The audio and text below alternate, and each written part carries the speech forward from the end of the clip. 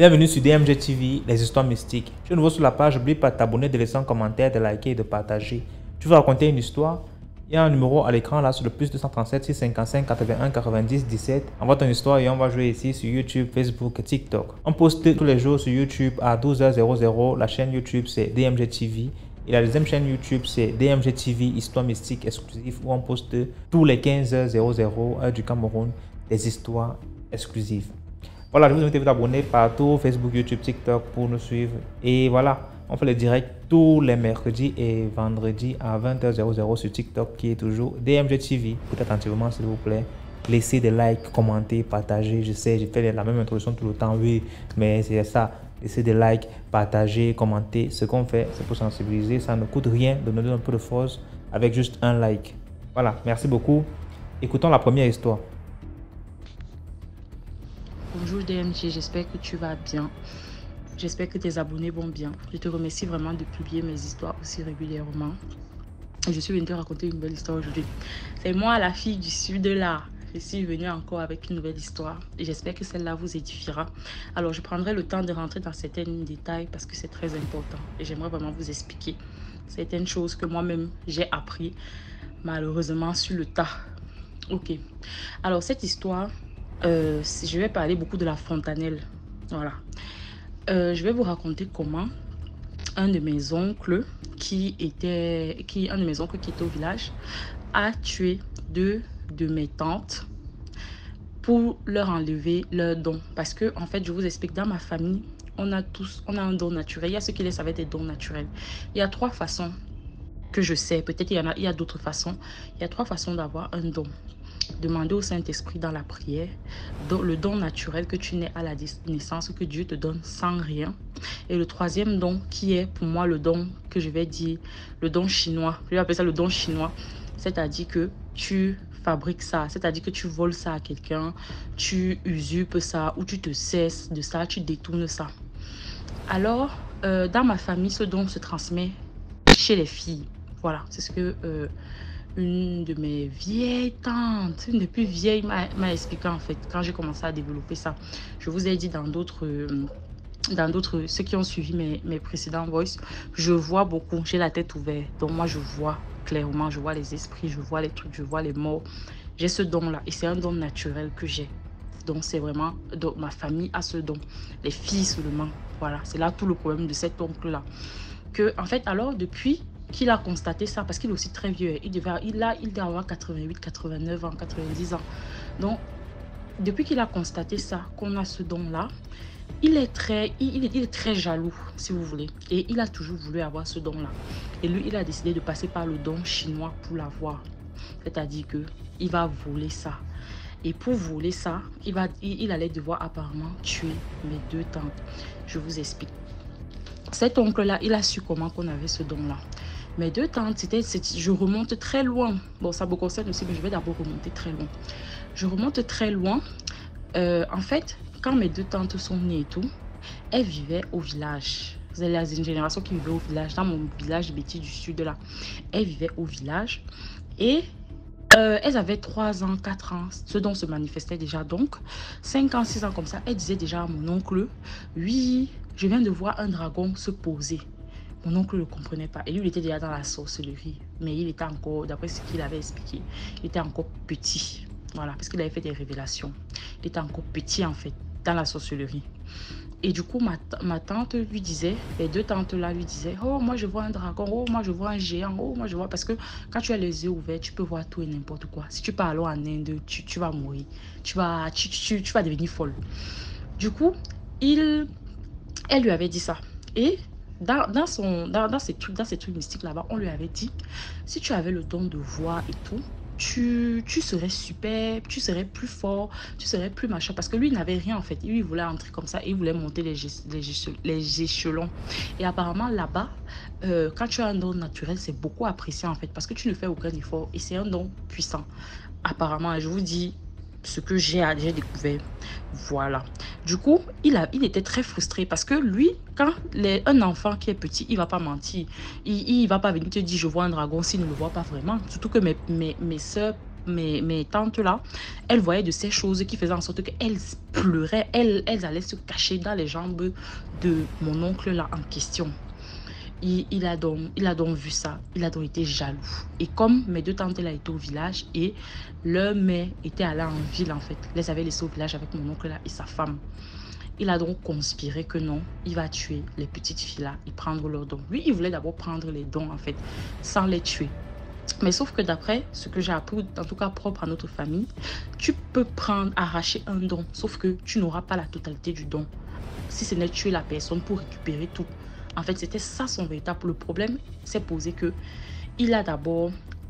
Je vous apprends aussi un autre truc, une parenthèse. La fontanelle est une porte spirituelle très puissante. Très, très puissante. Le saviez-vous que quand quelqu'un meurt, son esprit sort par la fontanelle? Sort par la fontanelle. Voilà. Et je sais de quoi je parle. Son esprit sort par la fontanelle. Peut-être c'est pas... il peut aussi sortir par d'autres, mais la fontanelle... Mon oncle là appelait souvent ça le deuxième cœur parce que ça battait et vous voyez, on croit que c'est fermé quand on est grand, mais c'est toujours une porte, c'est un trou béant en fait. Voilà, donc c'est un trou béant. Et on lui avait dit dans sa secte que si tu veux pouvoir t'approprier ces dons qui te feraient monter en grade, tu pourras devenir sergent dans le truc de sorcellerie là. Il faut que tu arraches le don de cette petite fille là et tu deviendras puissant. Tu deviendras extrêmement puissant. Tu auras le don de voir des trucs, sachant que le don que ma tante avait en question, c'est qu'elle pouvait fermer les yeux comme ça. Et c'est ce qu'elle explique ce qu'elle a expliqué avant de mourir, parce que ça a pris longtemps en fait. Elle pouvait fermer les yeux comme ça et il y avait un livre, elle voyait des séquences d'images, elle voyait la vie des gens en fait. Elle pouvait, dès qu'elle connaît ton nom, elle pouvait voir ta vie en fait, elle pouvait voir ce que tu étais en train de faire à l'instant. Donc vous vous rendez compte qu'un sorcier qui a ça, mais il peut faire des dégâts avec. Donc elle fermait les yeux comme ça, un livre apparaissait dans son esprit et elle tournait les pages, elle pouvait voir ta vie, ce que tu es en train de faire à l'instant, mais elle devrait être, au préalable, elle devrait déjà d'abord te connaître. Et puis même encore, si elle a un lien de sang avec toi, là c'est total en fait. Donc elle avait ce genre-là. Parce qu'elle est morte, les filles, il a réussi à finir avec elles, elles avaient 15-16 ans. Donc elle l'a raconté à ma tante qui nous a fait parvenir ça. Ouais, voilà, j'entre pas dans les détails. Du coup, on lui avait dit, il faut que tu arraches leurs dons. Donc, c'est ce qu'il avait fait. Il avait fait quoi? Il les avait appelées. Elles étaient petites à ce moment-là. Elles avaient déjà 8-9 ans. Il les avait appelées. Ça se déroule sur plusieurs années. Il les avait appelées. Il leur avait imposé les mains au niveau de la fontanelle. Il les avait imposé les mains. Il était resté là comme ça. Il avait fait des incantations. Il avait fait des trucs. Il avait aspiré leurs dons par la fontanelle. C'était sorti par la fontanelle. Les deux. Et du coup, il était devenu puissant. Mais il s'était rendu compte que il n'avait pas exactement toutes les capacités de mes tantes, en fait. Parce que lui, il pouvait voir un esprit, tout. Mais il n'avait pas ce don-là où il pouvait, le livre, bon, ça, c'est aléatoire sur certaines personnes. Moi, par exemple, moi, je ne vois pas un livre. Moi, c'est comme des photos qui apparaissent. C'est comme des séquences, en fait, qui apparaissent sur la personne que je veux voir, si vous voulez. Mais mes tantes, c'était un livre. Les deux, donc lui il ne voyait pas le livre là. Il est allé retourner voir son marabout. Son mari lui avait dit, c'est tout simplement parce que elles sont encore vivantes en fait. Tu ne peux pas avoir tous leurs dons. C'est un don naturel. Tu ne peux pas tout avoir. Si tu veux pouvoir prendre tous leurs dons, il faut que tu les tues. Et au moment où tu les tues, il faut que tu aspires par la tête. Avant que leur âme ne quitte leur corps, il faut que tu aspires ça par la tête, par la fontanelle, et elles vont partir. Il lui a dit expressément par la fontanelle. Je répète, c'est vraiment un truc. La fontanelle, c'est l'un de vraiment, c'est une porte vraiment qu'il ne faut pas blaguer avec. Voilà, même nous qui sommes adultes, malgré que notre fontanelle soit fermée, ça reste une porte. Voilà, j'avais parlé la dernière fois des paumes de main, de la plante des pieds, de la bouche, tout ça. Mais n'oubliez pas ça, surtout chez les petits enfants. C'est justement comme ça qu'il avait réussi à les tuer dans la sorcellerie. Je ne vais pas raconter comment parce que ce serait trop long. Et je garde ça pour une autre vidéo. Voilà. Il avait réussi à les tuer dans le con, on appelle ça, dans la sorcellerie. Quand elles étaient en train d'agoniser et tout, quelques secondes après leur mort, il a posé directement la main sur la tête. Et il a aspiré leur don en fait. Il a aspiré leur don. Et il avait le don complet. Et c'est comme ça que mes deux tantes là sont décédées. Et c'est comme ça qu'il est resté avec ça. Voilà, donc c'est vraiment un truc... Quand j'ai su cette histoire, j'ai voulu vraiment la partager avec vous. Et c'était vraiment pour vous exhorter à faire très attention. On ne laisse pas n'importe qui toucher sa tête. On ne laisse pas n'importe qui nous imposer les mains. Parce qu'il y a souvent des pasteurs même. Je vous parle, vous me rappelez de mon quatrefoil là. Il a voulu me piquer ce don. Et je vais vous raconter ça dans la prochaine vidéo. Dans l'un des prochains voice. Parce que c'est vraiment les gens qui imposent les mains là. C'est comme ça qu'ils font.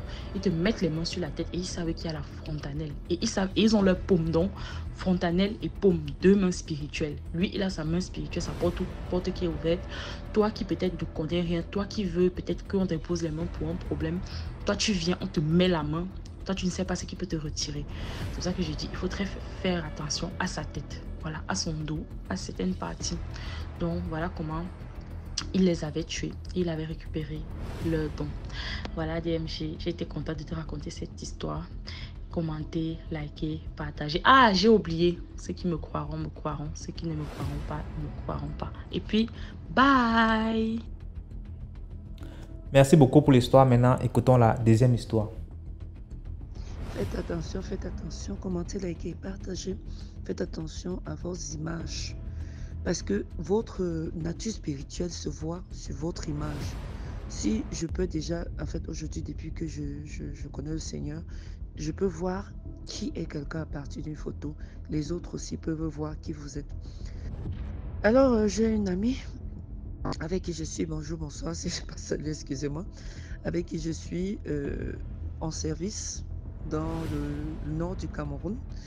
Et elle vient à Yaoundé, elle est amie, en fait, elle sort avec elle sortait avec un gars qui était avocat. C'était le père de sa fille. Et ce gars avait aussi un ami. Et c'est comme ça que pendant qu'il cause là dans son téléphone, le gars voit ma photo. Il dit non, elle est jolie. Est-ce que je peux la rencontrer? Ma copine qui lui dit, ma copine collègue de service qui lui dit non. Elle a été blessée, vraiment elle sort d'une séparation difficile. Elle ne veut vraiment pas sortir avec des hommes pour le moment. Le gars insiste, il dit non, cette fille m'intéresse, machin, je veux la rencontrer. Je cherche la femme du mariage, je ne vais pas la blesser, je vais pas. C'est comme ça que la fille vient, elle commence à négocier le dossier de son ex-beau-frère. Elle vient là, le gars est inspecteur des douanes. Elle me propose tout. Je dis, maman, pardon, je ne veux pas les mots de tête. Je sors de... Elle insiste, bon, je vais au rendez-vous. Et ça commence à faire son petit bout de chemin. C'est comme ça que le gars commence à me dire, ah, machin, vous, le corps enseignant, vous n'êtes pas ceci, vous n'êtes pas cela, vous n'aimez pas... Bref, le gars commence à me proposer les relations anales. Je lui dis, papa, pardon, la partie du film là, je ne suis pas là. Le deux, il commence à me dire que c'est à lui de me raser. Ça veut dire que chaque fois que je vais venir chez lui, le gars va me raser, enlever toute ma pilosité. Je dois être bien lisse comme lui-même, machin. Ah, papa, quand je dis, tu vas me raser. Bon, il va mettre les poils là ou même quand il va finir. C'est une chose comme ça qui me faisait façon. Bon, j'ai laissé, je n'ai rien dit. Le gars était bizarre, donc moi, je n'étais pas trop fan. J'étais pas trop fan de lui. Et puis, un soir, je suis couché dans mon lit. Avant quelques mois de rapport, on affecte le gars qui est affecté en bourse. Il a d'abord été coopté dans le parti du pays par son oncle qui était un super boss de ce pays, dans une grosse structure et tout ça. Et après quelques mois, on l'affecte au port autonome de la ville de Douala, mon frère. C'est comme ça que le gars est affecté là-bas. Et il me dit comment il va changer ma vie dès qu'il va prendre service, tout ça. Bon, un soir, je suis couché en train de dormir, peut-être à 1h31. Le gars m'appelle.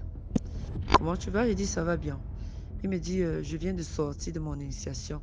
Je dis, pardon, initiation comment, papa? Il me dit, oui, je viens d'être initié à la franc-maçonnerie. Et tu me dis, mais je ne te dis pas pourquoi, je te dis que je vais t'épouser, que tu es ma femme. Hein? Vraiment, tout ce que je fais, tu dois être au courant pour faire avec moi. Donc, vous voyez souvent certaines femmes là dehors. Elles savent dans quoi leurs maris sont. Elles-mêmes, ils sont avec eux. Maman, quand le gars a fini, il me dit ça. J'ai d'abord accroché. J'ai prié, j'ai dormi. J'ai lavé mes mains et mes pieds de cette merde-là. Et j'ai pris la tangente jusqu'à aujourd'hui. La paix est bien. Commentez, likez, partagez. Merci beaucoup pour l'histoire. Maintenant, écoutons la troisième histoire.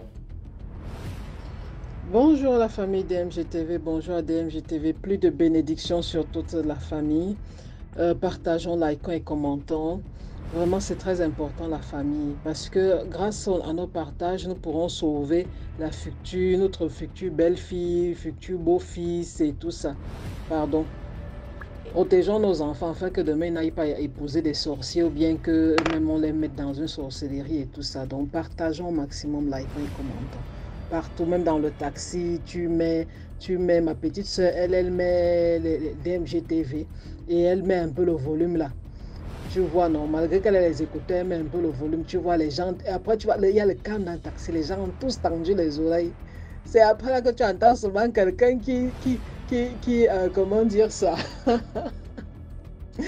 Quelqu'un qui s'exclame que, hey, quoi? Qu'est-ce qu'elle a fait? Donc, tu te rends compte que les gens étaient concentrés sur ton truc. C'est après que les gens demandent que, mais ma fille, c'est quoi que tu écoutes là? On dit DMG TV. C'est dans YouTube. Allez dans YouTube, vous écoutez DMG. Tu vas voir quelqu'un qui va prendre ton téléphone. Il est en train il est déjà dans YouTube. S'il vous plaît. Faites-le, ce n'est pas seulement pour... non, ça c'est un héritage. Faisons-le s'il vous plaît. Partageons, likons, commentons au maximum. Et, et vraiment, je devrais aussi dire à aux narrateurs, ceux qui racontent les histoires, ne vous fâchez pas quand vous voyez parfois certains commentaires de certaines personnes. Vous devez comprendre que sur les millions de personnes qui écoutent DMG TV, il y a aussi les Mazembe parmi nous. Il y a des gens là qui aiment souvent déranger. Quand tu étais en classe, il y avait toujours le Shabbat, il y avait toujours ceux qui étaient au fond là, ceux qui faisaient les chœurs, ceux qui étaient toujours en train de déranger les profs ou bien de déranger la classe. Donc ne vous fâchez pas, laissez passer juste dessus, racontez, libérez-vous et aidez-nous aussi, partagez votre vécu avec nous pour que nous puissions aussi en profiter. Et merci beaucoup pour toutes les histoires. Dans DMG TV, je vais te raconter une histoire. C'est en fait l'histoire d'un papa bamileke de l'ouest du Cameroun. Bon, je dis l'ouest du Cameroun pour les autres frères africains qui suivent, pour qu'ils sachent où les bamileke, généralement, c'est l'ouest du Cameroun. Alors, ce papa-là, lui, il avait déjà deux femmes. Il avait deux femmes et beaucoup d'enfants. Lui, il était camionneur. Bon, camionneur ou convoyeur, je ne sais pas trop comment les appeler. Donc, il allait au port de Douala, il prenait les conteneurs et puis après, les gros porteurs, là, il allait déposer, que ce soit dans ce territoire camerounais ou bien hors du Cameroun et tout ça. Alors, le monsieur, vous savez, généralement au Cameroun, on dit que les pilotes, les chauffeurs de longue distance et tout ça, ce sont des gars qui ont ils ont des femmes à chaque arrêt. Et ce gars-là, lui, respectait vraiment cette règle-là. Mais il était polygame aussi. Et ces deux femmes, ils vivaient tous à Douala. Alors, un jour, le gars, lui, décide de prendre une troisième femme. Bien sûr, les deux autres femmes, bon, la deuxième femme était un peu, la première, elle s'en foutait pas mal parce que si elle avait à supporter la deuxième femme, la troisième n'allait pas la déranger. Alors, mais ce qui avait un peu dérangé les gens, c'est le fait que la fille, elle était plutôt très jeune. Alors, il a proposé avec les, le bavardage de ses amis, de sa famille, mais comment ça tu prends une fille, elle a presque l'âge du deuxième enfant que tu avais ta première femme, mais c'est quoi ça, qu'est-ce que tu cherches? Je dis, oh, on va couper ta dernière veine et tout ça. Mais le gars, lui, s'en foutait, il voulait vraiment l'épouser. Alors, il propose à la fille qu'avant de l'épouser, il voulait qu'il fasse un pacte. D'un pacte, elle ne va pas le tromper et tout ça. La fille, elle regarde le gars. Donc, la fille n'était pas trop d'accord. Ils ont un peu, le gars, bien sûr, l'a flatté. Je vais là, au moins, je serai calme. Je vais te donner tout ce que tu veux et tout ça. Là, je serai que non, tu es avec moi et tout. Après quelque temps, la surprise générale, la fille accepte. Les gens étaient même plutôt étonnés parce que la majorité des gens, même les gens de sa famille, la majorité savait que non, elle ne peut pas accepter une jeune fille comme ça et tout ça. Elle va aller ça. Et le monsieur, lui, il était entre guillemets, l'âge du boulot, il avait dans la cinquantaine. Maintenant, son vrai âge, on ne sait pas. Alors, elle surprend les gens en acceptant. Quelque temps plus tard, ça fait plus de 3 ans comme ça, la fille, elle n'accouchait pas et tout ça. Mais bon, là, ça ne dérangeait pas le monsieur parce qu'il avait dit à les enfants, la première femme, la deuxième femme. Ce qui a basculé dans la famille, c'était le fait que le monsieur maintenant vienne et disait qu'il va épouser une quatrième femme. Qu'il va épouser une quatrième femme. Il avait complètement oublié qu'il avait promis à la troisième femme, donc la jeune fille, la dernière là, de ne pas prendre d'autres femmes. Donc quand il a alors dit qu'il avait épousé une quatrième femme, la jeune fille alors elle a protesté, elle a dit jamais. Elle a dit jamais, je ne suis même pas, non, là, il n'y a même pas de discussion parce que le monsieur, lui, il avait aussi promis à la jeune femme de ne pas prendre d'autres femmes, qu'elle était la dernière épouse. Et elle lui a dit que non, c'est même pour cette raison qu'elle a même accepté, parce que c'est qu'elle était la dernière. Elle dit que, mais en plus, tu n'as même pas le temps de nous. Tu n'as pas, quand tu viens là, c'est juste peut-être pour une semaine, c'est wassa rapide. Là, il y a la première, il y a la deuxième, il y a moi. Et puis après, la première, elle t'a déjà bien sucé jusqu'à moi le pignet. La deuxième a récupéré. La troisième, elle n'a même pas eu le temps de bien les saurer, qu'il veut déjà prendre une quatrième, alors qu'il n'a même pas le temps. Elle a dit, jamais, mon frère, je ne peux pas, dans ce genre, je pouvais encore accepter que nous sommes trois et on te gère comme on te gère. Mais la quatrième, carrément, elle a dit, non, mon frère, je ne peux pas. Donc, tu as... Et lui, il s'est fâché, bien sûr. Non, il s'était fâché. Il dit, oh, on a fait le pacte. Mais pas effectivement, comme ils avaient fait le pacte, là, on a fait le pacte, tu vas devenir folle si tu pars. On a fait le pacte. Elle a dit, ah bon? Donc, le pacte, là, c'était en fait le piège. C'était, tu te disais que tu as fait le pacte avec moi et tu m'as assise, n'est-ce pas? Elle a dit que mon frère, ne t'en fais pas pour moi, rien ne va m'arriver. Il dit que oh non, si tu es parti dans ton village faire quelque chose, sache que ça va pas marcher parce que chez nous, quand on fait ça et tout. La fille a dit que mon frère, c'est même pas dans mon village, c'est dans ton village à toi que j'ai fait ça. C'est dans ton village à toi. Le gars était fâché, il a fait venir, il a appelé toute la belle famille. La belle famille est venue, ils ont écouté, ils ont dit que est-ce que tu as promis à la fille ici que tu n'allais plus prendre de femme? Il dit oui, mais lui, il est un homme et tout. On dit ok, pas de problème. Maintenant, elle est une femme et elle est une jeune femme. Et tu n'as même pas le temps des deux autres. Avec elle déjà, elle passait presque le temps chez nous tout le temps. Quand tu voyageais, elle venait généralement parfois dormir là et tout ça. Et maintenant, tu veux ajouter une quatrième. Non. Il faut la libérer. Le monsieur dit que je ne la libère pas jamais et tout. La famille est là, ouais, il faut la libérer. Non, comment tu veux gâter? Elle ne veut plus être avec toi. Qu'est-ce que tu veux alors faire et tout? Il dit jamais, elle va rester sa femme. La fille se lève sa main et dit que pardon, excusez-moi.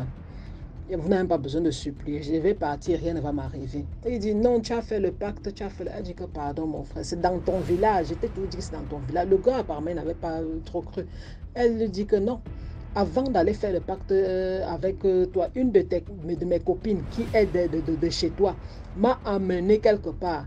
Et on m'avait fait ce qu'on avait à faire et on m'avait donné ce qu'il fallait que je tienne dans la bouche pendant que j'étais en train de faire le pacte où tu m'as amené. La famille du monsieur Christement Wombo, parce qu'il savait que ça se fait. C'est possible de le faire. Donc les gens crient, mon Dieu, qu'est-ce qui s'est passé? Qu'est-ce que tu as fait? Qu'est-ce que tu as fait? Voilà, on t'avait bien dit, tu fais que collectionner les jeunes femmes. Tu dis comment tu as l'argent pour prendre soin d'elles. Il faut savoir que ce n'est pas seulement l'argent qui tient la femme. Tu es allé faire voilà, même le pacte, elle a trouvé la porte de derrière. Donc tu n'as aucun truc, tu ne peux pas la retenir. Elle va seulement partir. La fille disait seulement que non, la dot est même là. Elle dit seulement la dot est là. C'est aujourd'hui, ce n'est pas demain. On se sépare là. Le gars bavarde, le gars bavarde, la fille.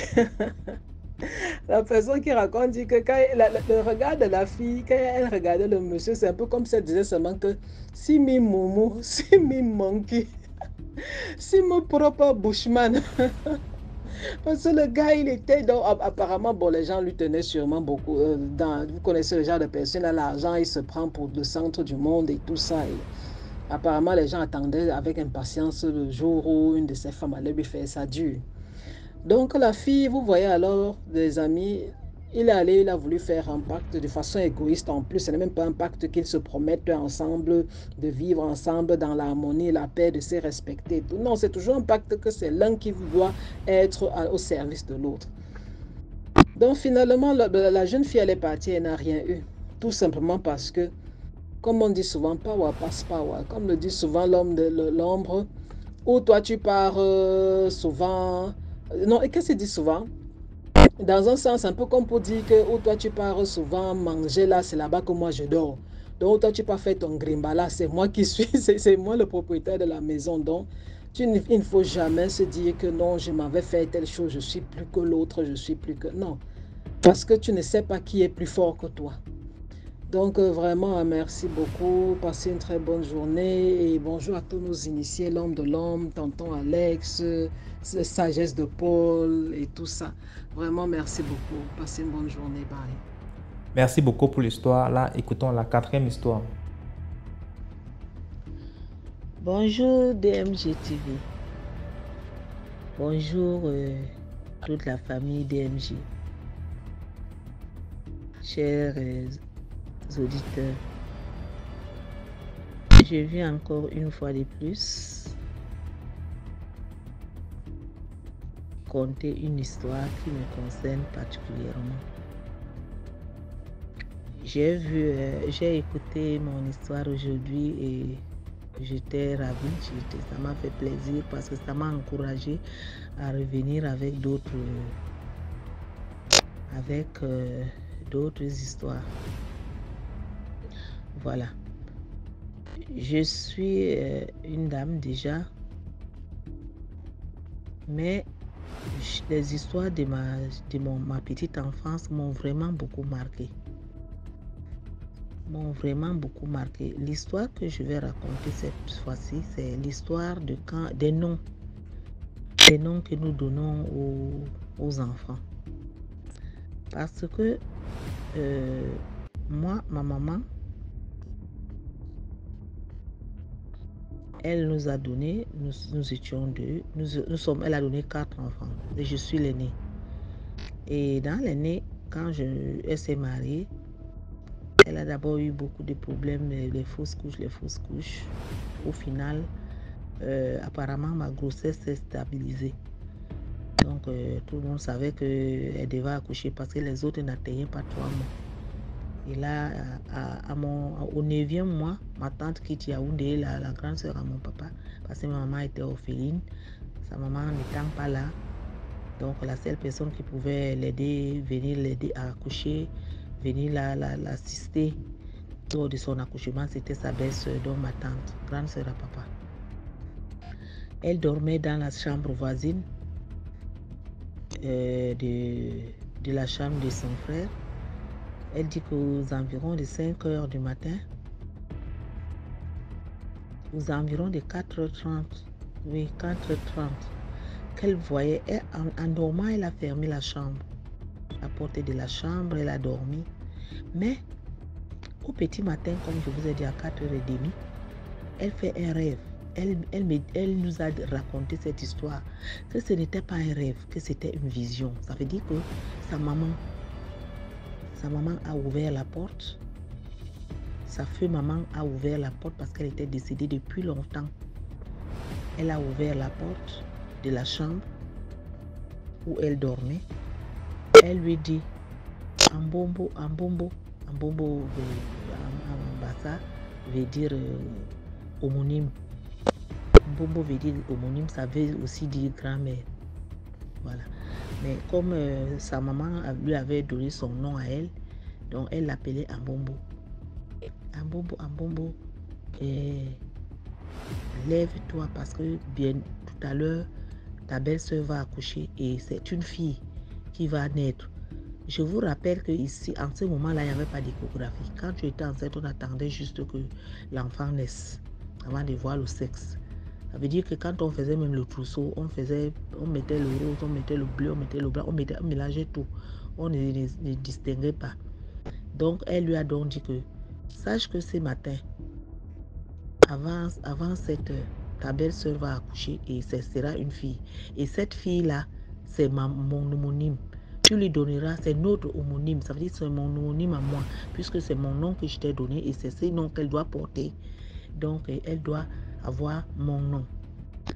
Ma tante dit oui. Et dès qu'elle finit de lui dire tout ça, elle dit qu'elle voit comment elle ressort. Elle laisse la porte ouverte, la porte qu'elle a laissée, elle a fermée en dormant. Qu'elle s'est levée, elle est partie aux toilettes pour uriner. Elle est revenue. À 6h00, elle est partie frapper à la porte de son frère, de ma maman. Et quand elle frappe, qu'est-ce que mon frère l'accueille en lui disant que apparemment ta belle-sœur est en travail parce que depuis elle ne fait que se tordre et uriner. Mais elle m'a dit de laisser que le jour s'élève, qu'elle ne voulait pas t'aviser. Ça veut dire que ma feu grand-mère, elle savait déjà ça. Elle est venue avertir dans les 4h30 et à 6h, ma maman a commencé à faire des contractions. Ils les ont portés, mon papa les a amenés, et ma tante et ma maman à l'hôpital à Cantine. On arrive là-bas, ma maman accouche et elle accouche d'une fille.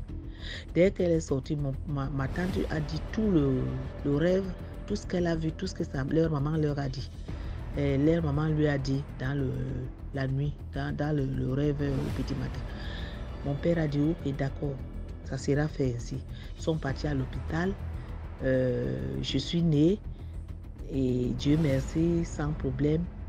Avant, quand on accouchait, les femmes faisaient à l'hôpital une semaine. Ma maman, après les une semaine, ma tante l'a ramenée à la maison. Maintenant, le temps d'aller faire l'acte de naissance, ma tante, elle savait que, comme elle a dit à mon papa que le nom, c'est le nom de leur maman, ça veut dire que de ma grand-mère paternelle, que ça devait être ça. Que non, le beau couple, derrière le dos de ma tante, sont restés me donner le nom de ma grand-mère maternelle. Parce que ma maman,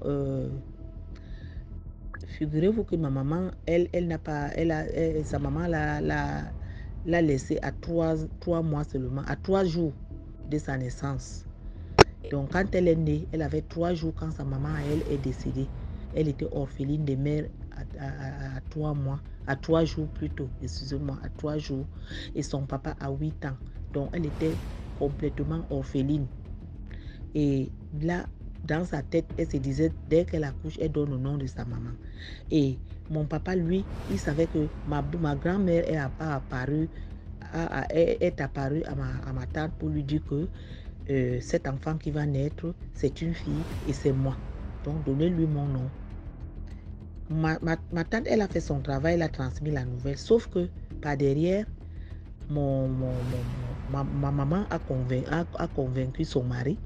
Il lui a dit non, tu vois que moi, ma maman, franchement, elle me manque. Ça fait toi au moins tu as connu ta maman. Moi, je n'ai même pas connu ma maman. Franchement, si notre fille porte le nom de ma mère, ça va vraiment me plaire. Tu connais les couples, l'homme a cédé. Mon papa a cédé. Ils m'ont donné le nom de maman, de la mère de maman. Pendant ce temps, la mère de ma maman, pendant ce temps, ma tante, elle est rentrée sur Yaoundé. Elle ne savait pas que... parce qu'elle avait laissé aussi son mari là-bas. Elle ne pouvait pas durer. Dès que je suis sortie, ma maman est sortie avec moi à l'hôpital. Elle a fait peut-être 3-4 jours. Le temps qu'on aille faire les déclarations. Et même quand on est parti faire la déclaration de l'acte de naissance, elle n'était pas là. C'était mon papa et ma maman. Donc pour elle, elle savait que c'est le nom que leur mère a dit, qu'on a mis dans l'acte. Sans savoir que par derrière, elle m'appelait ma mère, et maman, et Ambombo, et parce que nous, on est les Bassa, Ambombo, et par derrière, ma maman aussi appelait, et ma mère, mon père là-bas, il appelait ma belle-mère, Agnogol, à ma belle-mère, Agnogol veut dire ma belle-mère. Donc, un seul enfant qui avait les noms comme ça. Donc, j'étais la maman de ma mère, j'étais la belle-mère de mon père. Et pendant ce temps, ma grand-mère décédée m'avait surnommé de son nom, moi étant encore dans le ventre, le jour même de ma naissance. C'est-à-dire que c'était quelque chose de grave. De grave comment? De grave que après ça, j'ai commencé à tomber. Donc, dès que j'ai eu là un mois, 3 mois comme ça, j'ai commencé à tomber malade. Ma maman m'avait expliqué que j'étais malade au point où elle ne comprenait pas. Elle a prié Dieu que Dieu me prenne. Dieu m'a refusé. Elle a prié même la mort de me prendre jamais. Je ne guérissais pas, mais je ne mourrais pas. Je ne mangeais pas. Elle a tout fait, je ne mangeais pas. Je ne mangeais pas. Quand on préparait ma nourriture, je m'asseyais là. La nourriture était comme... Elle me tapait même parfois pour que je mange, je ne mangeais pas. C'est ce qu'elle me raconte. Parce qu'à l'époque, j'avais peut-être 1 an, 2 ans ou 3 ans. Vers 1 an, 2 ans, 3 ans. Comme ça. Peut-être 2 ans. Oui. 2 ans. Parce qu'elle me dit que là, je marchais déjà, je parlais, mais je ne voulais pas manger. Et qu'est-ce qui s'est passé? Un jour, on a donné la nourriture, je n'ai pas mangé. Elle prenait toujours, elle couvrait. Je suis sortie dehors, derrière la maison. Il y avait le sable. Derrière un tas de sable. Moi, j'aimais toujours m'isoler. Chaque fois qu'on donne la nourriture, je ne mange pas. Après, moi, je sors, je m'avais mangé le sable. Et ça me plaisait. Le sable, là, était bon, le bon goût. C'était comme si je mangeais le rôti de viande. J'étais contente, je mangeais. Quand je finissais de manger ça, je buvais de l'eau. Je buvais de l'eau. Je restais tranquille, je dormais comme ça. Je maigrissais. Ma maman, ça n'a pas donné. C'est comme ça que un jour, mon papa est parti voir les gens de l'eau. On les appelait les Bissima. Un monsieur qui travaille, les gens, un côtier. Voilà, il traitait les Bissima. Les gens ont commencé à dire à ma mère que peut-être que l'enfant s'il va chez les fantômes, peut-être que les Bissima prennent l'enfant pour amener. Comment elle maigrit comme ça, comment elle ne mange pas, amener la voix. Dès que mon père part avec moi et ma mère, quelqu'un nous les avait indiqué quelque part, on m'amène là-bas. Dès que nous arrivons là-bas, hey, le monsieur dit seulement que la petite fille ici, c'est sa grand-mère qui veut la prendre. Quel est le nom que vous lui avez donné? Mon père a regardé ma mère a regardé mon père. Elle dit, donnez-moi son nom. Parce que ce n'est pas le nom que la défunte est en train de me donner ici. La défunte me donne un autre nom. Et vous avez surnommé un autre nom. Pourquoi vous avez fait ça? Donc, elle est donc décidée de l'amener. Elle dit que c'est son homonyme et elle va la ramener, puisque vous n'avez pas voulu qu'elle ait son homonyme sur terre. Elle va la ramener dans l'au-delà. C'est pour ça que l'enfant est malade. Et c'était un avertissement. Vous avez même eu la chance. C'est pour ça que mon papa a dit alors que qu'est-ce qu'on va faire? Il dit ok. Déjà, redonnez-lui le nom. Déjà, à partir de quand vous allez sortir d'ici, commencez à l'appeler. Toi, le monsieur, commence à l'appeler ma mère. Toi, madame, commence à l'appeler ma belle-mère. Donc, le nom, parce que chez nous, les Bassa, quand la fille naît, elle porte généralement le nom de son papa, qui est Ngo, tel. Maintenant, à part ces noms-là, si on t'a surnommé la belle-mère, la tante, le père, tu portes encore un second nom. Donc, moi, j'avais donc le second nom, c'était le nom de ma grand-mère paternelle, que je devais porter depuis le ventre, depuis ma naissance, que ma mère et mon papa ont détourné. Ils ont détourné ça. Ils m'ont donné le nom de ma grand-mère maternelle. Et le combat a commencé. Ça veut dire que mon papa a commencé donc, ma grand-mère maternelle a commencé donc à menacer de me prendre. C'est pour ça que je ne mangeais pas, je maigrissais, j'étais toujours malade. On m'a mené à l'hôpital, on ne voyait rien. Tout ce qu'on me donnait, ça ne soignait pas. Je ne mangeais pas. Je partais au jour le jour. Jusqu'au jour où mon père s'est plaint, on les a connus, ma mère et moi, comme je vous ai dit. Chez les côtiers, c'est le côtier donc qui dit le type côtier là qui dit à mon papa que vous avez omis à quelque chose de grave. Cet enfant a 2 noms et c'est pas bien. Donc le premier nom qu'on lui a donné avant qu'elle sorte du ventre, c'est ce nom-là que vous devez maintenir. Parce que la défunte qui lui a donné le nom a décidé de la prendre.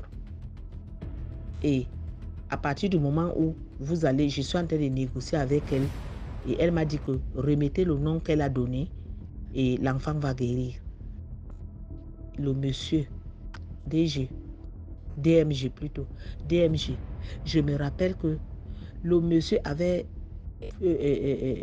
coupé les fouets des bâtons, les fouets de feuilles de palme là. Quand on enlève les bananiers, feuilles de bananier, quand on enlève les feuilles, la branche de bananier qui est au milieu là, le monsieur avait comme ça, où c'est 10. Il m'a tapé, frappé. J'ai pleuré, crié. Ma maman pleurait aussi. Il disait à mon père qu'il me tape comme ça pour que les gens là, les fantômes me laissent, parce qu'il m'avait déjà presque amené. Donc il me tape comme ça. J'ai pleuré. Et entre-temps, il avait demandé à mon papa, avant même que mon papa ne m'amène là-bas. Non, mon papa va amener du riz et le mancadjo, donc la morue. On appelle ça chez nous le mancadjo. Donc, le mancanjo et en français, on appelle ça la morue. Ils ont fait la sauce de noix de palme avec la morue et du riz. Que après ça, il va falloir que je mange. Que c'est ça que je dois manger. Et dès lors, je vais commencer à manger normalement. Dès qu'on a fini de me fouetter comme ça, là, on m'a acheté une grenadine, top grenadine. À l'époque, c'était la grenadine.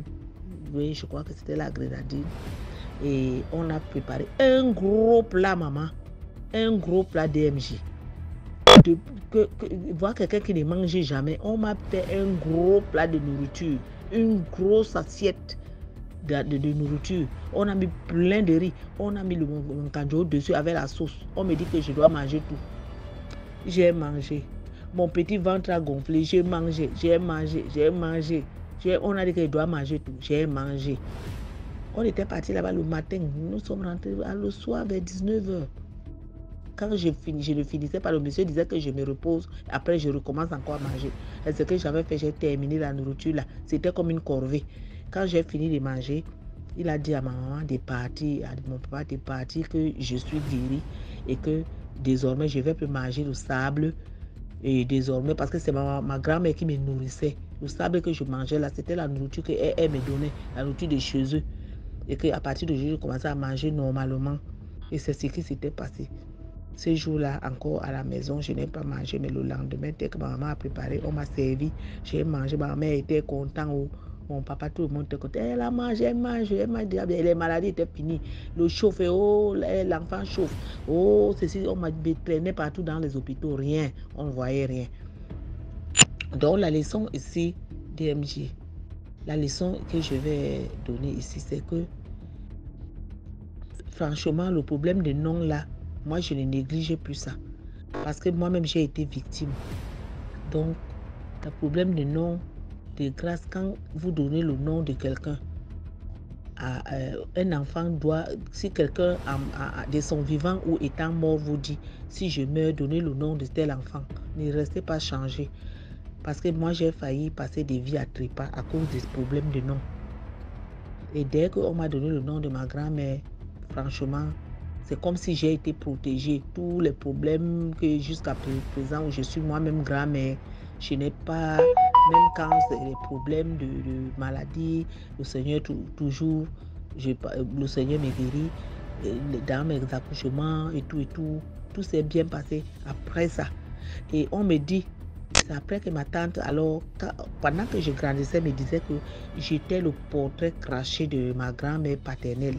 Que quand elle lui a dit ça, j'étais encore dans le ventre, mais quand je suis née, ça dit que ma façon de faire, ma façon de ma grand-mère était quelqu'un de très sage, très préventive. Ça veut dire qu'elle était comme une prophétesse, quoi. Donc, elle était quelqu'un que quand elle te dit quelque chose, tu vas voir ça. Donc, elle est venue me donner son nom, moi j'étais encore dans le ventre. Et mes parents ont changé ça. Et elle est venue pour me prendre. Et finalement, le guérisseur m'a soigné. J'ai repris ma vie. Au cours de ma vie, j'ai grandi jusqu'à aujourd'hui où je vous raconte cette histoire qui m'a vraiment marqué. Et dès lors, j'ai pris ce problème à cœur. Parce que même mon fils a donné naissance à une fille. Sa fiancée voulait donner le nom à sa grand-mère qui était décédée. Mon fils aussi voulait donner le nom de l'enfant à sa grand-mère. Ils ont dit non. Ça veut dire que si c'est comme ça, on va donner les deux noms à l'enfant. Je leur ai dit ça ne se fait pas. Si vous faites ça, c'est une grave erreur parce que j'ai été victime. Laisse ta fiancée donner le nom de sa grand-mère. Quand vous aurez un autre enfant, vous donnerez le nom de ta grand-mère, de la grand-mère du mari. C'est comme ça que cela s'est passé au point où aujourd'hui, celle qui portait alors le nom de ma grand-mère maternelle, c'est ma petite sœur. C'est ma petite sœur, celle qui m'a suivi derrière. Voilà, c'était l'histoire que je voulais vous raconter et que dorénavant, quand vous avez des problèmes de nom, ne changez pas le nom aux enfants n'importe comment. Quand vous voulez changer le nom à l'enfant, assurez-vous que ce nom ne va pas lui causer préjudice. Ok. Likez, partagez et à la prochaine. Merci beaucoup pour l'histoire. Likez, commentez, partagez. Là, on va écouter la 5e histoire. C'est une histoire qui a défrayé la chronique. Commentez, likez, partagez. Bonjour, bonsoir. C'est l'histoire d'une jeune dame qui sortait avec un monsieur. Ils se rencontraient tout le temps. Ils mangeaient, ils buvaient et puis, bon, ils conjuguaient les verbes que vous connaissez là.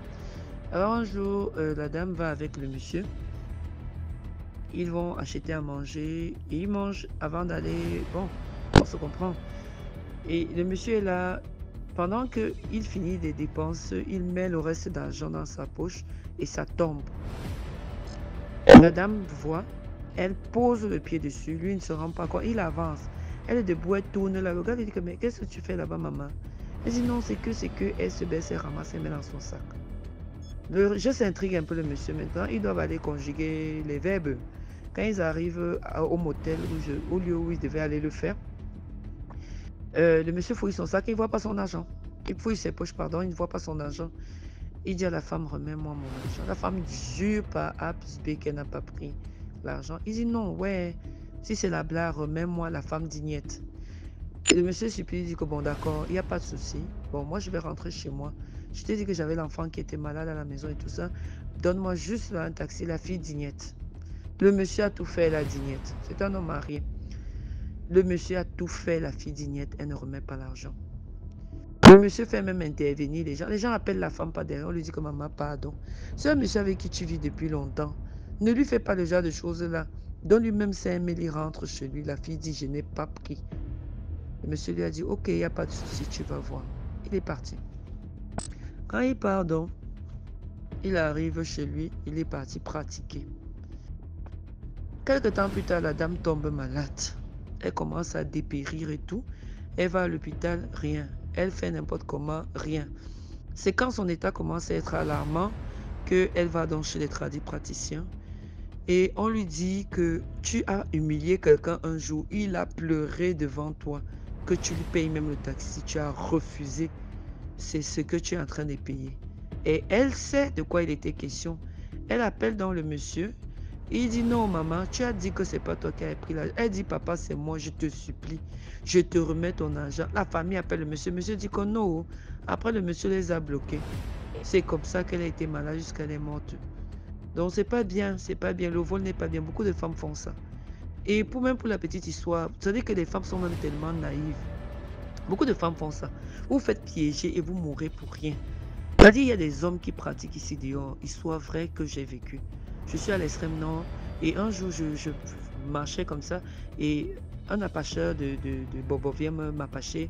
Il y a son ami, c'est un monsieur très riche, il a les boutiques de pain, un jeune garçon, hein, très jeune. Il a les boutiques de pain et autres, il va être avec moi. Je suis allé à un rendez-vous, 2 rendez-vous, toujours avec mon pote qui voulait m'introduire chez son ami. Et un jour, quand nous sommes en train de manger au 2e rendez-vous, le gars me dit, et le monsieur se lève, il me dit que tu as vu comment il sort l'argent. Ce gars ne garde pas l'argent en banque, il ne garde que l'argent chez lui. Maman, quand tu vas arriver là-bas, pardon, je te mets là parce qu'il est riche. Tu vas arriver, comme vous allez faire, et il va laisser son habit sur le mur pour aller aux toilettes. Tu restes, tu prends le tas d'argent qui sont dans ses poches. Ses habits sont accrochés sur le mur avec les tas d'argent. Tu prends, tu viens, tu donnes ma part. Voilà comment on piège les filles. Tu es sûr que c'est l'argent que tu prends, ma soeur? Tu es sûr? J'ai regardé le monsieur là comme ça, il dit que papa, la paix est bien. Je ne peux pas. Je ne suis jamais allé à ce rendez-vous, plus jamais allé dans ces choses. Le gars a tout fait. Hein, tu n'es pas ambitieuse. Vraiment. Avec toi, tu ne peux pas devenir riche de quoi? C'est un piège. Qui ne te dit pas que les deux là sont de connivence? Ta vie, ta lumière, ton avenir. Tu as volé, ça veut dire que tu as ouvert une porte spirituelle. Le péché, ça veut dire que les possessions ne viennent pas pour rien. Tu as ouvert une porte spirituelle par le vol. Et comme tu as ouvert cette porte spirituelle, il peut donc entrer se servir. Pour peut-être 1 million que tu vas prendre. Qu'est-ce que tu échanges? Ta vie que tu prends par le péché du vol. Tu as accepté une possession démoniaque dans ta vie. Et son argent est scellé. Tu vas te soigner où? Le temps même que tu as été soigné. Ce qui est sûr que tu ne sortiras pas de là sans séquelles. Parce que tu es une voleuse. Et ce péché a fait que tu vas chuter. Il va te prendre quelque chose, sois-en sûr. Donc vraiment, faites attention. C'est pas parce que tu es sort avec un homme, tu vois le sac d'argent que tu vas voler. Arrêtez d'être cupide. Commentez, likez, partagez. Bonjour. Merci beaucoup pour l'histoire. Maintenant, on écoute la 6e histoire. Bonjour DMJ, je reviens avec une nouvelle histoire. Cette histoire-ci, bon, elle est remplie d'émotions pour moi parce que, voilà, je vais vous raconter enfin la mort de ma mère. Ma mère biologique, c'est moi, la petite Betty, la fille du sud là. Ok, je me concentre. Comme vous le savez, j'ai perdu ma mère, j'avais à peu près 9 mois, donc j'étais petite. Je vais vous raconter comment ça s'est déroulé et comment ça s'est passé. Ma mère, elle avait 20 ans, 21 ans. Et elle m'a eu et elle devait venir en France. Voilà, c'était dans les années, voilà, avant, j'avais quelques mois. Elle devait venir en France. Elle vivait au village, mon fameux village là, parce que vous savez, l'ancienne génération, ils ont vécu, grandi au village. Elle vivait au village et elle avait eu l'opportunité de venir en France. Elle avait rencontré un blanc, elle avait eu cette relation secrète à ce moment-là. Voilà, les sorciers l'ont appris, comme vous le savez et tout, c'est toujours comme ça. Et elle m'avait accouché. Oui, elle m'avait accouché et elle entretenait cette relation avec le blanc en question. Tout se passait bien, ils étaient fous amoureux. Ça s'est vraiment très très rapidement passé entre eux. Et il a décidé qu'il va la faire venir en France. Voilà.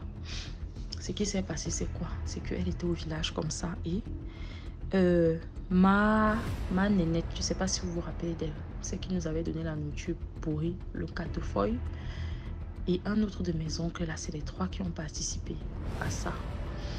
La première des choses qu'ils ont fait, c'est quoi? C'est que ils ont découvert mystiquement qu'elle devait aller en France, en fait, avec le blanc, là. Ils ont découvert parce qu'elle était en train de faire les papiers, mais elle faisait ça secrètement. Elle partait souvent en ville, elle revenait. Bref, ils ont commencé à trouver ça bizarre. Ils ont cherché, ils ont trouvé. C'est donc comme ça qu'elle s'en va au champ un jour et tout. Et elle est à côté d'un arbre. Elle est en train de semer les arachides. L'arbre se casse et manque de l'écraser. Au moment où l'arbre veut tomber, il y a une voix qui lui dit « Pousse-toi ». Une voix qui lui dit « Pousse-toi ». Ça, c'est tout ce qu'elle a raconté avant de décéder. Il y a une voix qui lui dit « Pousse-toi ». C'est comme ça qu'elle saute et elle ne sait pas pourquoi, mais elle s'exécute. Elle sent comment une force la pousse. Elle s'exécute. En fait, elle tombe de côté. C'est comme ça que la bûche tombe à côté d'elle. L'arbre, la branche de l'arbre s'est décrochée. Un espèce de gros rondin se décroche, tombe sur elle, à côté d'elle et tout. Elle dit, mais qu'est-ce qui se passe? Bon, elle ne prête pas attention. Elle s'est dit, bon, voilà, mauvais moment. Elle est là au mauvais, elle était là au mauvais endroit, au mauvais moment. Et que voilà, même si elle n'était pas là, la branche allait tomber. Elle laisse, elle part. Elle continue sa vie. C'est comme ça qu'une autre fois, elle dort. Un serpent, un énorme serpent, les serpents du village là, serpent est au pied de son lit. Elle veut mettre un pied au sol qu'elle va aller faire pipi. Elle met le pied au sol et tout. En fait, en mettant, le serpent était en train de monter. Et elle, à ce moment-là, elle a mis le pied au sol. Donc, elle a écrasé la tête du serpent. Elle a mis le pied, le talon sur la tête du serpent, en fait. Et elle a senti quelque chose de froid. Elle a sursauté. Et elle a regardé par terre. Le serpent était à côté de la lampe. Donc, elle voyait, en fait. Elle a expliqué qu'elle voyait. Et dès qu'elle a vu comme ça, là, elle a commencé à crier. Elle est restée en haut du lit. Elle a pris les gras, elle a commencé à secouer ça, à essayer de taper le serpent, jusqu'à les gens sont venus, enfin, les chambres sont très très proches, c'était la grande maison familiale. Les autres ne dormaient pas, donc ça les a réveillés, ils sont tous venus. Qu'est-ce qui se passe? Le serpent a fui. Le serpent, tout le monde était là, mais le serpent a réussi à disparaître en fait. Et elle commençait à se poser des questions. Et notre l'ami Bou, je ne sais pas si vous vous rappelez de lui, elle allait le voir, elle lui dit, voilà, 2 incidents se sont passés. Je ne comprends pas ce qui se passe. À ce moment-là, j'avais, je sais pas, 1 mois. Elle avait rencontré le blanc tout juste après ma naissance. Et ça s'est passé très vite. 1 mois, 2 mois. Elle dit, je ne sais pas ce qui se passe, mais voilà ce qui s'est passé. Là, Mibou lui dit, fais attention. Je vois quelque chose de noir sur toi. Les gens en veulent à ta vie. Tu dois effectuer un voyage. Tu dois faire quelque chose. Le blanc ne l'avait pas encore mis au courant, mais il était en train de faire les préparations. Non. Il l'avait déjà mis au courant. Ils étaient en train de faire des préparations. Je me trompe. Ils étaient en train de faire des préparations. Et c'est donc comme ça qu'elle dit oui, je vais souvent en ville. C'est parce qu'on est en train de faire les trucs et tout. Il n'avait pas mis au courant qu'il voulait l'épouser aussi. Voilà.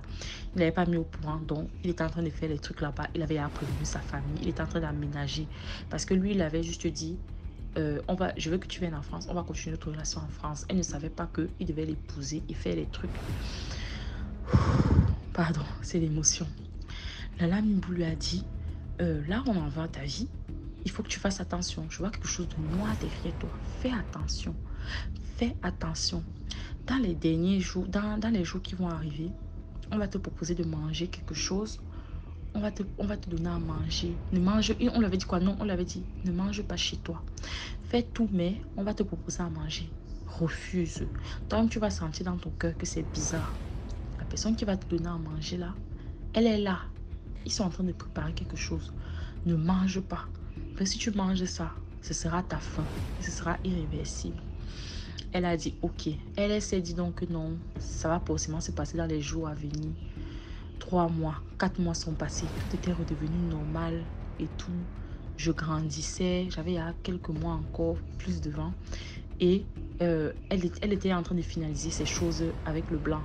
Donc, le passeport, tout ça et tout. Elle était en train de finaliser les choses. Ça se passait bien, ça avançait vite et tout. C'est donc comme ça que 3 à 4 mois après, elle avait oublié ce que la lame Ibu lui avait dit. Erreur, hey maman. Erreur qu'elle a fait, elle a oublié. Elle a oublié, oh, elle a oublié. Bref. Et du coup, c'est comme ça que ma nénette, celle qui nous faisait la nourriture pourrie, lui a ramené de la nourriture. Elle a ramené la nourriture, elle a posé, elle a dit oui, je vous ai ramené à manger et tout. Et c'était de la viande et il y avait l'os et tout. C'est donc comme ça que elle a dit ah merci, pavaté là et tout. Elle a posé la nourriture. C'est donc comme ça que les autres sont venus. Ils ont tous mangé la nourriture. Elle a seulement goûté un morceau de viande avec os. DMG, le morceau de viande là, on ne sait pas comment ça a fait. L'os a perforé sa dent. Sa dent, hein. L'os a perforé sa dent, DMG. Elle s'est dit, ah, ça fait mal, mais elle a négligé, elle a laissé tomber. C'est comme ça que tout s'est bien passé, tout. Bref, elle a continué sa vie, sauf que la dent s'est infectée. Le petit trou que ça a fait là, la perforation là, s'est infectée. Elle a commencé à avoir mal. La joie a commencé à gonfler. Le puits a commencé à sortir de sa bouche. DMG. On est allé avec elle à l'hôpital. On a donné des traitements. Sauf que ça finit, ça revient, ça finit, ça revient. Ça a été un combat de 2 mois. Elle me dit que ils ont... Enfin, elle me dit, d'après ce qu'on m'a dit, ils ont même fait des prières. Ils ont même fait les trucs là-bas. Mais rien. Et elle n'était pas aussi trop dans la prière. Donc, elle priait sans avoir le cœur. Elle priait sans être vraiment dedans. C'est donc comme ça que sa bouche a commencé à gonfler. Le pus, le sang sortait d'elle. Une petite perforation qu'on aurait dû traiter. Les médecins disent que eux, ils ne comprennent pas ce qui se passe. Et les 3 personnes qui étaient à l'origine de ça, parce que c'est eux qui se sont concertés. Ce qu'ils ont fait, c'est quoi? C'est que mystiquement, ils ont tué quelqu'un. Et c'était de la chair humaine qu'elle est venue servir. Sauf que quand un sorcier veut t'atteindre, vous pouvez tous manger dans la même assiette. Mais si c'est destiné pour toi, c'est toi que ça va prendre. Et ça va pas prendre quelqu'un d'autre, en fait. Même malgré le fait qu'ils aient tous mangé, c'était prévu seulement pour elle. Donc, l'os qui a perforé sa dent, c'était l'os humain, en fait. Bout pointu qui était préparé. Donc, elle a cru manger la viande, mais c'était un os bien pointu, bien taillé comme une lance qui a perforé, ping. Et c'est donc comme ça qu'elle a lutté. Elle dit que avant de mourir, elle a commencé à délirer. Oh, je vois tel devant moi. Je vois tel, ils sont là. Ils disent, ils sont en train de rire. Ils sont en train de se moquer d'elle. Oh, tu voulais aller où? Tu voulais faire quoi? Tu crois quoi? Nous, on est aussi au village. Je crois que nous, on est aussi au village parce que nous, on veut.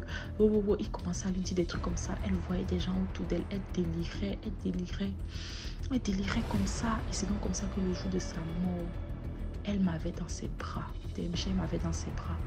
Elle criait seulement, oh, je vais laisser ma fille. Oh, je vais laisser ma fille. Je vais laisser ma fille avec qui? Oh, Ngo, moi. Bref, je ne vais pas dire mon nom, mais elle disait Amboulou. Oh, Seigneur, ma fille va devenir quoi? Je vais partir, ma fille va devenir quoi? Je vais partir, je suis en train de partir. Ils sont là, je ne peux pas lutter. Je suis en train de partir. C'est comme ça que la mousse a commencé à sortir de sa bouche. Elle m'avait dans ses bras, elle me serrait dans ses bras. La mousse coulait sur moi. La mousse a commencé à sortir de sa bouche. Et c'est donc comme ça qu'elle a rendu l'âme. J'ai roulé par terre. Quand elle a rendu l'âme, elle était assise, elle me tenait dans ses bras et tout. Elle s'est couchée, elle m'avait sur son... Malgré que la mousse sortait de sa bouche, elle m'arrêtait sur son cœur, d'après ce que ma tante m'a raconté. Elle m'arrêtait sur son cœur et c'est comme ça qu'elle a rendu l'âme. TMG. Donc, voilà l'histoire de la mort de ma mère. Donc, si je suis un peu lente, c'est que je me contrôle pour pas pleurer, pour vous raconter simplement ce qui s'est passé. Voilà. Et dans la prochaine histoire, je vais te raconter comment Dieu m'a permis de récupérer son âme. Comment elle a pu monter. Elle a pu aller dans le purgatoire. Et comment je sais que maintenant elle est au ciel. Parce que, vu qu'elle a été tuée mystiquement, elle travaillait quelque part. Et Dieu m'a donné la force de lutter pour récupérer son âme. pour qu'elle aille auprès de lui. Je te raconterai ça dans la prochaine histoire. Voilà, comme je le redis encore, ceux qui me croiront, ceux qui ne me croiront pas, ne me croiront pas. Commentez, likez et puis bye. Merci pour l'histoire. Voilà, c'était tout pour aujourd'hui. J'espère que vous avez apprécié l'édition d'aujourd'hui.